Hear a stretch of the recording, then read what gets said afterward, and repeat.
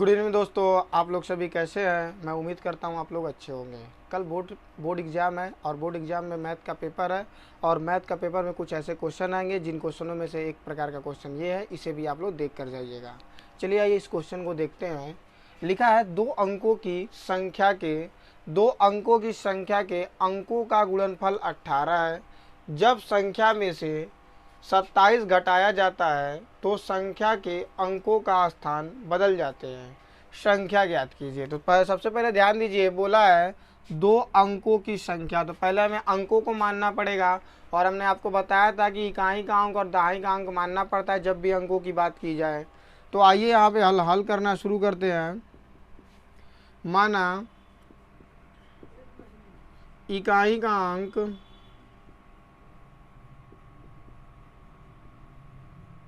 x और दहाई का अंक y। तो हमने इकाई और दहाई का अंक x और y मान लिया। हम जानते हैं इकाई में 1 का गुणा करते हैं और दहाई के अंक में 10 का। तो आने वाली संख्या हम बना लेते हैं। कौन सी संख्या बनेगी देखिए। तो संख्या क्या बनेगी, x प्लस 10y संख्या बन गई। फिर कह रहा है आगे कि संख्या के अंकों का, अंक हमारा क्या है x है और दहाई का अंक क्या है y, अंकों का गुणनफल 18 है। तो इस हिसाब से प्रश्न के अनुसार कह रहा है अंकों का गुणन का मतलब गुणा, और फल का मतलब जो होता है गुणा करने के बाद जो फल प्राप्त हो रहा है वो क्या है 18 है। तो अंक यहाँ कह रहा है अंकों का गुणनफल 18 है। संख्या के अंकों का, जैसे हमने माना था इकाई का अंक x है और दहाई का अंक y है, तो अंकों का गुणन का मतलब होता है गुणा, और फल का मतलब जो गुणा करने के बाद जो फल प्राप्त होता है वो कितना है 18 है। तो अंकों का गुणनफल प्रश्नानुसार कर लेते हैं। अंक हमारे x है और क्या है अंक y है, दोनों का गुणनफल क्या दिया 18।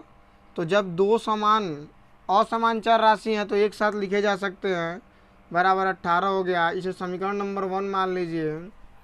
आगे कह रहा है कि जब संख्या में से, तो संख्या क्या है हमारा इतना है, तो द्वितीय प्रश्न अनुसार बना लीजिए आप लोग।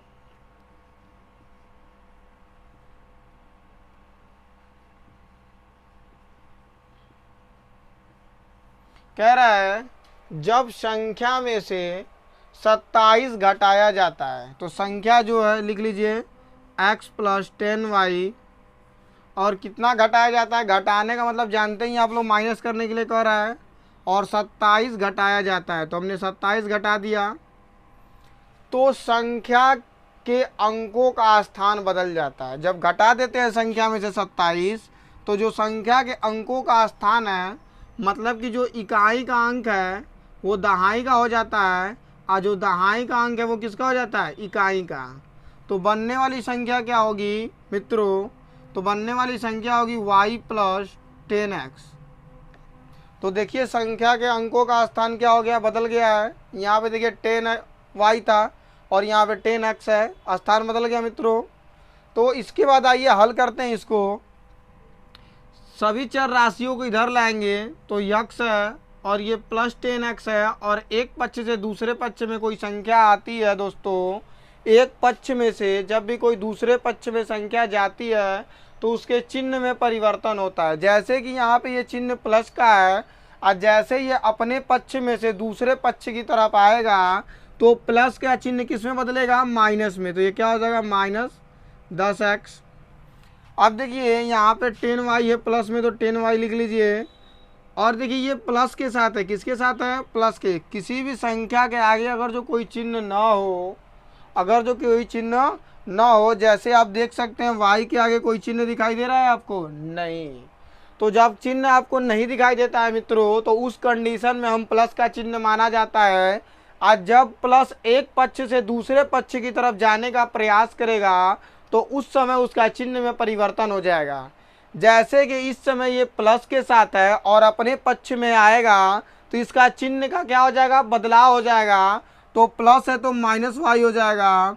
अब माइनस ये 27 है तो 27 बराबर इधर क्या बचा, शेष पद तो इधर आ गए, तो उधर क्या बचा, 0 बचा। जिसके पास कुछ नहीं होता है उसके पास 0 मान लेते हैं, उधर कुछ नहीं है तो 0 हमने मान लिया मित्रों। तो आइए देखते हैं मित्रों, जैसे कि समान चर राशि है, इसके पास भी यक्ष है और इसके पास भी यक्ष है, तो जब समान चर राशि के साथ कोई संख्या होती है तो गुणा तो हो ही सकता है सभी राशियों के साथ, घट बढ़ सकता है, मतलब ये जुड़ भी सकता है और घट भी सकता है। तो देखिए इस पे देखते हो तो चिन्ह पे डिपेंड करेगा घटेगा कि जुटेगा। तो ये देखिए ये माइनस के साथ है और ये प्लस के साथ है। ये किसके साथ है दोस्तों, माइनस के साथ है और ये प्लस के साथ है। अभी हमने आपको बताया था यदि किसी संख्या के आगे कोई चिन्ह न दिया हो तो उस कंडीशन में उस संख्या के आगे प्लस का चिन्ह मानते हैं, और ये प्लस है और ये माइनस है, तो प्लस माइनस माइनस होता है, और 10 में से 1 जाए तो क्या बचेगा, 9, और बड़ा 10 है, 10 का चिन्ह माइनस है तो माइनस लगा देंगे। और यहाँ पे देखेंगे वाई वाई यहाँ पे बिरादरी मिल रही है, मतलब कि समान पद मिल रहे हैं, समान चर राशियाँ हैं, तो ये भी घट जुड़ सकता है। तो ये क्या देखिए इसके चिन्ह के साथ डिपेंड करता है घटेगा जुटेगा। तो चिन्ह इसका क्या है देखिए प्लस है और इसका क्या है माइनस, तो जब भी प्लस माइनस मिलता है तो माइनस होता है, और 10 में से 1 जाएगा तो क्या बचेगा, 9 बचेगा। और इसमें बड़ा कौन है, 10, 10 का चिन्ह प्लस है तो प्लस लगा लेंगे, माइनस 27 है तो 27 बराबर 0 है तो 0। अब क्या करेंगे यहाँ से कि 27 को उधर भेज सकते हैं। अब हम क्या करते हैं दोस्तों कि 27 को दूसरे वाले पक्ष में भेजते हैं, तो ये -9x है तो -9x, प्लस 9y है तो 9y, और जब 27 एक पक्ष से दूसरे पक्ष में जाएगा तो इसका चिन्ह क्या होगा, बदल जाएगा। जैसे ही ये किस चिन्ह के साथ है, माइनस के साथ है, और जैसे दूसरे पक्ष में जाएगा तो माइनस का क्या हो जाएगा, प्लस हो जाएगा। तो ये क्या हो जाएगा, बराबर 27 हो जाएगा, और प्लस का चिन्ह लिखने की ज़रूरत नहीं है यदि कोई संख्या नहीं है तो। ठीक, अब 9 से भाग देने पर किससे भाग देंगे, 9 से भाग दे देंगे तो छोटा हो जाएगा। वैसे भी आप लोग लगा सकते हैं, मगर भाग देंगे छोटा हो जाएगा जिससे हमें आसानी होगी। तो 9 से भाग देंगे तो ये 9 से 9 कट जाएगा, 9 से ये भी कट जाएगा, और 9 3 27। तो क्या होगा, -x + y बराबर 3। आप लोग बिना भाग दिए भी लगा सकते हैं, भाग देने का मकसद ये था कि छोटा हो जाएगा, और छोटा हो जाएगा तो हम आसानी से हल कर सकेंगे। तो चलिए आइए यहाँ से हम x का मान निकाल लेते हैं। x बराबर क्या लिखेंगे, 18/y, समीकरण 1, और लिखेंगे यहाँ पे, इसे मान लेते हैं समीकरण नंबर 2। समीकरण 1 का मान समीकरण 2 में रखने पर, तो समीकरण 1 का मान क्या है, यहाँ पे लिखा है x बराबर 18/y, और समीकरण 2 हमारे पास है -x + y बराबर 3। तो समीकरण 1 का मान समीकरण 2 में रखना है, तो x के जगह हम क्या रखेंगे मित्रों, 18/y। तो आइए जहाँ पे x रहेगा वहाँ पे क्या लिखेंगे, 18/y। ध्यान से देखिएगा, यहाँ पे x है और यहाँ पे हम क्या लिखेंगे, अब 18/y हमने लिख दिया, और ये प्लस y है तो y बराबर 3 है तो 3। अब हमने आपको बताया था कि जब बगल वाले का बटा ना दिया हो तो इसका डायरेक्ट हम गुणा कर सकते हैं, या तो इसे एलसीएम करके इस प्रकार से 1 लगा कर भी लगा सकते हैं। तो हमने आपको पिछले वीडियो में सिखा चुका हूँ बाबू, तो इसलिए आप इसमें डायरेक्ट गुणा कर दीजिए। तो क्या करेंगे, ये -18 हो जाएगा, और y का y में करेंगे तो क्या हो जाएगा, y² हो जाएगा, इसलिए कि समान चर राशि है, और समान चर राशि में घात जुड़ जाते हैं। इसका घात 1 और इसका एक घात, एक एक जुड़ेंगे तो क्या हो जाएंगे, 2। समान चर राशि में जब भी हम गुणा करेंगे तो वो घात का रूप लेता है, ठीक ना। तो y पे एक घात है और y पे एक घात है, एक एक कितने घात हो जाएंगे, 2। और जैसे ही हम अब गुणा किस में करना है, 3 में। और जब भी किसी चर पद का गुणा अचर पद में करेंगे तो अचर पद को पहले और चर पद को बाद में लिखा जाता है।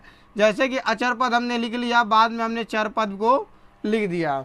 आइए पक्षांतर कर लेते हैं, फिर इसको हल करते हैं। ये y² हो गया, और ये प्लस में इधर आएगा तो क्या हो जाएगा, माइनस में हो जाएगा, और ये माइनस में है तो माइनस में रहेगा, -18 बराबर 0। अब कोई ये नहीं कि सर इसका चिन्ह क्यों नहीं बदला, बाबू थोड़ा ध्यान से देखो, मैंने 18 को दूसरे पक्ष में नहीं भेजा है, ये इसी पक्ष में है, ध्यान से देखो आप लोग, और इसीलिए इसका हमने चिन्ह को बदला नहीं है। बात समझ में आ गई। तो चलिए आइए देखते हैं। अब इसका हम गुणनखंड विधि से हल कर सकते हैं। गुणनखंड विधि क्या कहता है कि 18 का ऐसा खंड कीजिए कि जोड़ने घटाने पर 3 आ जाए और गुणा करने पर 18।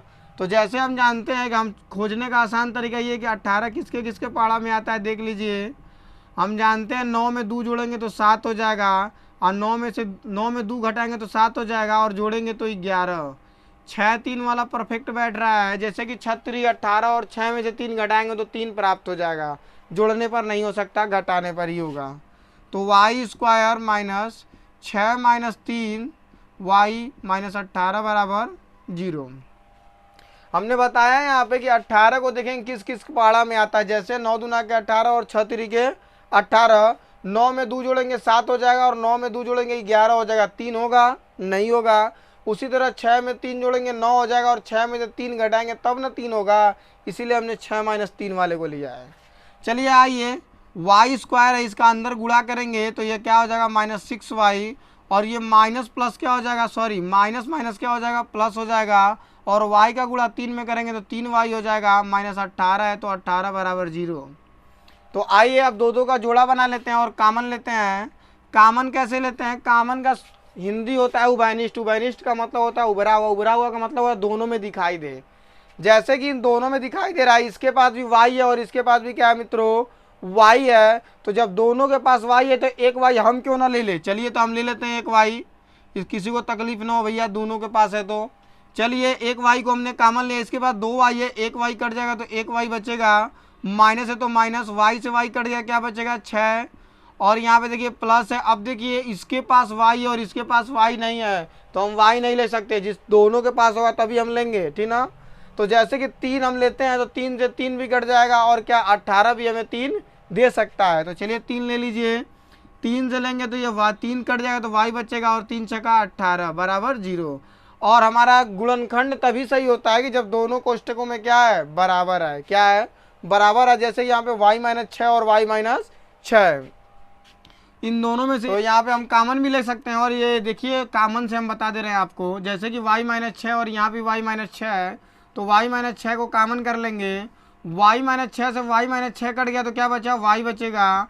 और ये y प्लस है तो प्लस, और y माइनस 6 से y माइनस 6 कट गया तो क्या बचा, 3 बराबर 0।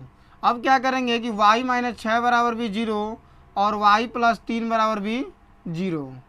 ये क्या होगा, आप देख सकते हैं कि यहाँ पे माइनस में, और मैं बार बार आपको मित्रों बता रहा हूँ कि कोई भी संख्या अपने पक्ष में से यदि दूसरे पक्ष में जाए तो उसका चिन्ह क्या होता है, बदल जाता है।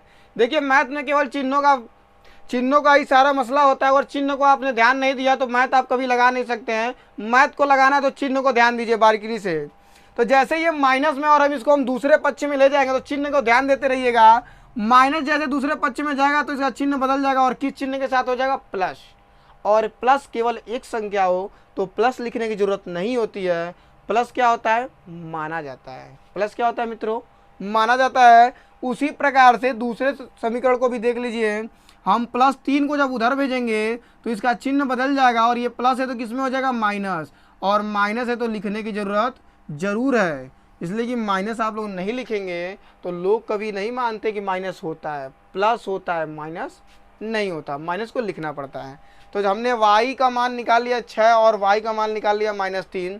तो आइए थोड़ा सा आप लोग इसका स्क्रीनशॉट ले लीजिए, उसके बाद हम इसको इरेज करेंगे, फिर आपको हम बताते हैं संख्या कैसे ज्ञात होगी। चलिए हमने बोर्ड को इरेज कर लिया है। तो आइए अब थोड़ा सा रेड मार्कर का भी इस्तेमाल कर लिया जाए मित्रों ने। तो कहेंगे सर बहुत कंजूस हैं, तो हम कंजूस नहीं है मित्रों, आप लोगों के लिए सब कुछ हाजिर है। चलिए देखिए, तो अब y का मान एक 6 आया था और एक -3 आया था। तो पहले y के मान 6 से हम शुरू करते हैं। तो लिखेंगे y का मान चलिए इस तरह ना, इस तरीके से लिख लीजिए। y बराबर 6 मान समीकरण 1 में रखने पर। तो ध्यान से देखिए, जिसको नहीं दिखाई दे रहा वो फिर भी देख लेगा। कहाँ है, मैं दिखा देता हूँ। चलिए लिखा है समीकरण 1 यहाँ पे, देख लीजिए सभी लोग अपने आंखों से। x बराबर 18 बटे में y, कौन सा समीकरण है, 1। जिसको नहीं दिखाई देता वो देख लेगा एक बार। तो चलिए इसको लिख लेते हैं, यक्स बराबर 18/y, और हमें y का मान क्या रखना है 6, और यहाँ पे y है तो y की जगह पे अब क्या लिखेंगे हम लोग 6, तो यक्स बराबर क्या होगा 18/6, और बटे का मतलब होता है भाग देना, जिससे हम हर से अंश में भाग देते हैं, नीचे वाले को हर कहते हैं और ऊपर वाले को अंश कहते हैं, हमेशा हम हर से अंश में भाग देते हैं।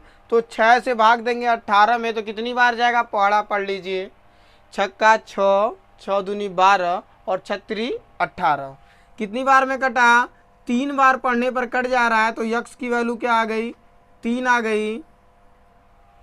आइए इसे रख लेते हैं, y का मान y बराबर -3 मान